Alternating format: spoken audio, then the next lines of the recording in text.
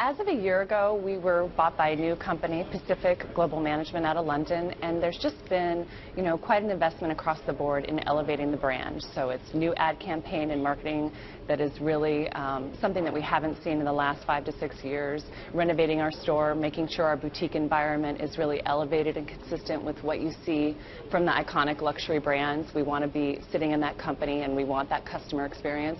And also in the product. We've taken the product up, and the customer is responding, and we see it in sales. Talk to me a little bit about more that. It's sort of counterintuitive that you could raise your prices and demand spikes, although we've seen a lot of luxury brands do it. I'm thinking of Bottega Veneta, perhaps, or even Louis Vuitton. They've been raising prices, and it seems to be working. You now have corsets that cost $50,000. How big is the demand, really, for multi-thousand-dollar corsets?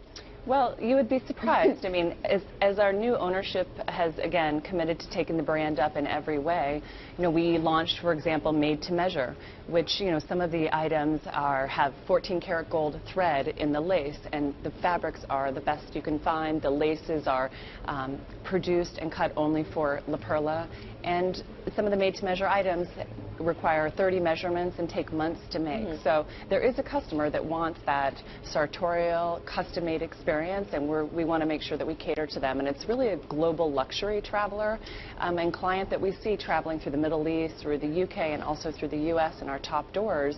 And that customer is looking for that experience, and we want to make sure that we're providing it. How old is that customer? Is that customer a young woman who's splurging on lingerie? Is it a middle-aged woman who has plenty of money?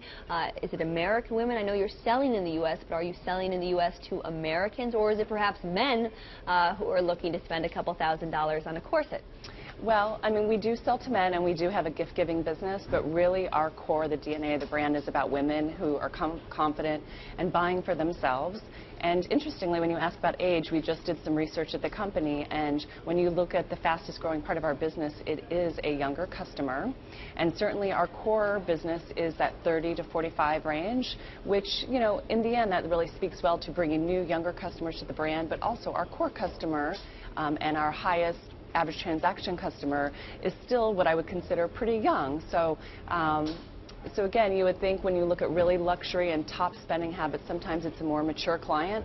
But at La Perla, we're also bringing younger clients into the brand. And you're also getting into men's clothes. La Perla, of course, is an Italian label known for very luxurious lace, for corsets, for garter belts, lovely, elegant silk bras, that kind of thing. What is the menswear line going to look like? It's really part of our growth strategy, and if you look at a lot of research and what people are talking about, the men's business is an important part of the luxury market long term, and our ownership group really saw that and wanted to make sure that we were participating in that business and we're building it for the long term.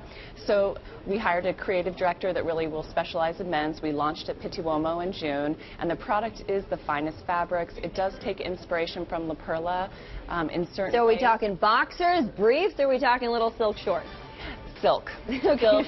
Amazing fabric. Again, back to the sartorial, the craftsmanship. Interesting. So it's taking inspiration from La Perla, but building on it. Suzy, looking forward to seeing it. Suzy Biszantz, CEO of La Perla North America.